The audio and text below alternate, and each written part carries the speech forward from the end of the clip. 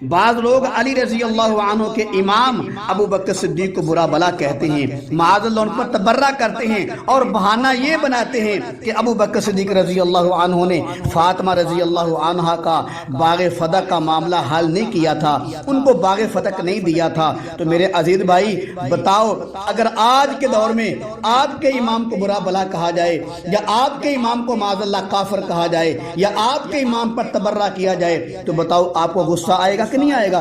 ضرور آئے گا۔ اگر آپ کے اندر غیرت ہے تو آپ کو غصہ آئے گا۔ تو بتاؤ جب علی کے امام ابو بکر صدیق کو برا بلا کہا جائے تو بتاؤ علی رضی اللہ عنہ کو غصہ آئے گا کہ نہیں آئے گا؟ ضرور آئے گا۔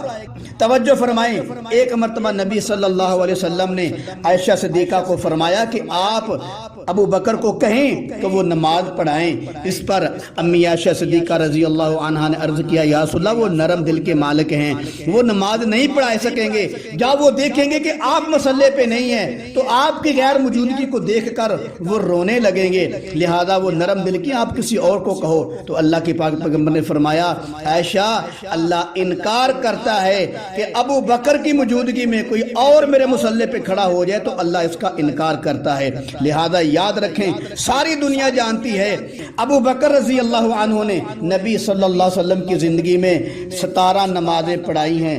ابو بکر رضی اللہ عنہ کے پیچھے حضرت علی بھی نمازیں پڑھی ہیں، ابو بکر رضی اللہ عنہ کے پیچھے حضرت حسن نے بھی نمازیں پڑھی ہیں، حضرت حسین نے بھی نمازیں پڑھی ہیں رضوان اللہ تعالی علیہ مجمعین۔ اگر تو کہتا ہے کہ علی رضی اللہ عنہ اور ان کی اولاد نے ابو بکر کے پیچھے نمازیں نہیں پڑھی تو تم ہی بتا دو وہ نماز کے وقت کہاں ہوتے تھے؟ یعنی کہ علی رضی اللہ عنہ، حسن حسین رضوان اللہ تعالی علیہ مجمعین وہ نماز کے وقت کہاں ہوتے تھے؟ اگر کوئی الگ مسجد بنائی تھی تو دلیل پیش کرو، اپنی ہی کسی معتبر کتاب سے ثابت کرو، اور اگر تم ثابت نہیں کر سکتے تو اپنے جھوٹے مذہب کو چھوڑ دو۔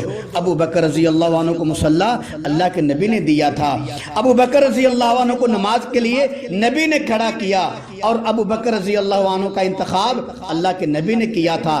ابو بکر رضی اللہ عنہ کو پسند اللہ کے نبی نے کیا تھا، بلکہ نبی نے فرمایا تھا ابو بکر کے علاوہ کوئی اور مصلی پر ہو تو اللہ بھی اس کو پسند نہیں کرتا۔